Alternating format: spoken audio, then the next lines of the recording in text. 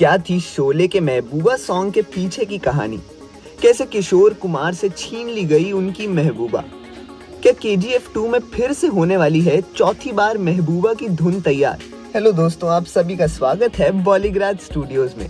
महबूबा के बनने की कहानी भी बड़ी दिलचस्प है। शुरू में इस गीत को गाने के लिए किशोर की आवाज तय हुई थी, पर किस तरह से ये गीत पंचम की झोली में आ गया, ये एक दिलचस्प वाकया है। हुआ यूं कि एक बार राहुल देव बर्मन के मामा श्री निर्मल कुमार दासगुप्ता अपनी बहन यानी राहुल देव बर्मन की मां मीरा देव बर्मन से मिलने मुंबई आए हुए थे।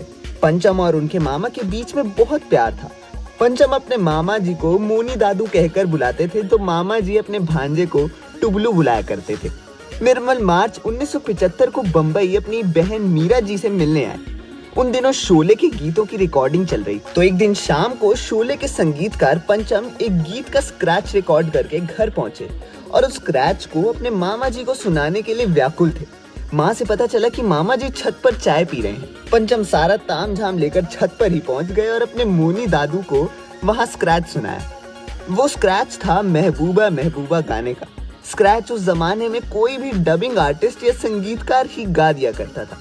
मुख्य गायक गायिका को इसके लिए नहीं बुलाते थे, इसलिए किशोर कुमार की आवाज में रिकॉर्ड होने वाला इस गीत का स्क्रैच पंचम खुद अपनी आवाज में रिकॉर्ड कर लाए थे। पंचम के मामा जी ने जैसे ही ये स्क्रैच सुना, तुरंत अपने भांजे से कहा कि अरे, ये तो तुम्हारी आवाज में भी बहुत अच्छा लग रहा है, इसे किशोर कुमार से गवाने की क्या जरूरत है। पंचम ने कभी इस ओर ध्यान नहीं दिया था। वो तो अपने मामा जी को सिर्फ गीत की कॉम्पोजिशन सुनवाना चाहते थे, इसलिए वो हंस पड़े और मामा जी की बात को टाल दिया। बात वहीं पर खत्म हो गई। फिर कुछ दिनों बाद गीत की फाइनल रिकॉर्डिंग की बारी आई, पर किशोर कुमार किसी वजह से स्टूडियो नहीं पहुंच सके। सारा इंतजाम हो चुका था, म्यूजिशियंस आ चुके थे। रिकॉर्डिंग रद्द करने का मतलब माली नुकसान था। उस दिन भी किशोर कुमार का इंतजार करते हुए पंचम साजिंदों को लेकर ये गीत खुद ही गा गए। उनकी आवाज में इस गीत को सुनते ही रमेश सिप्पी उछल पड़े, कहने लगे कि अब ये गीत आप ही गाओगे। ये फिल्म के किसी नायक पर नहीं फिल्माया जा रहा है, इसलिए जरूरी नहीं है कि इसे किशोर से गवाया जाए, क्योंकि ये जल्लाल आगा पर फिल्माया जाना है और आपकी आवाज में बड़ा ही असरदार लग रहा है, इसलिए इसे अब आप ही गाओगे। अपने मामा जी की बात भी पंचम को याद आ गई और सबकी सहमति पर पंचम ने अपनी ही आवाज में ये गीत रिकॉर्ड करवाया। बाद में जब किशोर कुमार ने इस गीत को सुना, तो उन्होंने भी स्वीकार किया कि इस तरह से तो वो भी नहीं गा पाते और उनका उस दिन रिकॉर्डिंग पर ना पहुंचना ही इस गीत के लिए बेहतर सिद्ध हुआ। वैसे बता दें कि महबूबा की धुन पंचम की रचना नहीं है। ये धुन प्रेरित है ग्रीक गायक डेमिस रूसोस के गीत से यू लव मी की धुन से।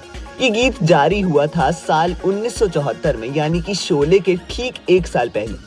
पर मजे की बात ये है कि डेमिस रूसोस की भी ये मूल रचना नहीं है। रूसोस भी प्रेरित हुए थे एक अन्य गीत से। वो गीत था ग्रीक गायक मिकालिस वियोलरिस का गाया तारयालिया, जो बनाया था साल 1973 में।